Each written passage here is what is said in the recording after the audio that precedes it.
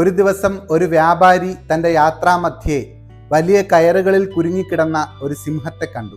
വ്യാപാരി അടുത്തെത്തിയപ്പോൾ സിംഹം കരുണാഭാവത്തിൽ ഇങ്ങനെ പറഞ്ഞു, ദയവായി എന്നെ മോചിപ്പിക്കൂ, ഞാൻ ഈ ഉപകാരം ഒരിക്കലും മറക്കില്ല.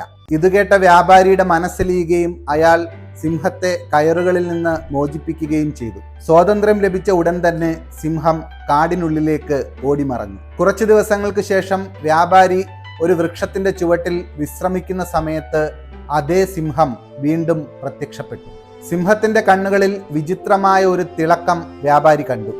അയാൾ ഭയത്തോടെ സിംഹത്തോട് ചോദിച്ചു, നിനക്കെന്താണ് വേണ്ടത്? നീ എന്തിനാണ് എന്നെ ഇങ്ങനെ നോക്കുന്നത്? സിംഹം പറഞ്ഞു, ഞാനൊരു വേട്ടക്കാരനാണ്.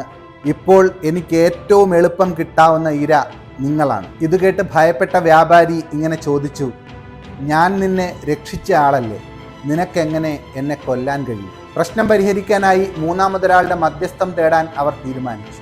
അങ്ങനെ അവർ ഒരു ഒട്ടകത്തിനടുത്തെത്തി. കാര്യമെല്ലാം കേട്ട ഒട്ടകം ഇങ്ങനെ പറഞ്ഞു, മനുഷ്യൻ എപ്പോഴും ഞങ്ങളെ കൊണ്ട് ഭാരം വലിപ്പിക്കുകയും ഒടുവിൽ വാർദ്ധക്യത്തിലെത്തുമ്പോൾ ഞങ്ങളെ മാംസത്തിനായി ഉപയോഗപ്പെടുത്തുകയും ചെയ്യുന്നു.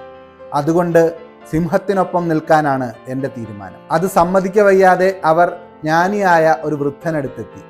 വൃദ്ധൻ കാര്യമെല്ലാം കേട്ടതിന് ശേഷം ഇങ്ങനെ പറഞ്ഞു, അന്ന് നടന്ന കാര്യങ്ങൾ അതേപടി എനിക്ക് ഒരു തവണ കൂടി കാട്ടിത്തരൂ, എന്നാൽ മാത്രമേ ഇക്കാര്യത്തിൽ കൃത്യമായ വിധി പറയാൻ സാധിക്കുകയുള്ളൂ. വ്യാപാരി വീണ്ടും സിംഹത്തെ കയറുകളാൽ ബന്ധനസ്ഥനാക്കി. ഇത് കണ്ട് ആ ജ്ഞാനി പറഞ്ഞു, ഇപ്പോൾ എല്ലാം ശരിയായിരിക്കുന്നു. ചിലയിടങ്ങളിൽ നന്മ പ്രവർത്തിക്കുന്നത് ഗുണം ചെയ്യണമെന്നില്ല. കാരണം സ്വാതന്ത്ര്യം ലഭിക്കുമ്പോൾ അത് ദുരുപയോഗം ചെയ്യുകയും നാശം വിതയ്ക്കാൻ ശ്രമിക്കുകയും ചെയ്യുന്നവർ ബന്ധനത്തിലായിരിക്കുന്നത് തന്നെയാണ് നല്ലത്. ഈ കൽപ്പിത കഥ നമ്മെ ഓർമ്മിപ്പിക്കുന്നത്, നന്മ ചെയ്യുമ്പോൾ അത് വിലമതിക്കുന്നവർക്ക് മാത്രമേ ചെയ്യാവൂ.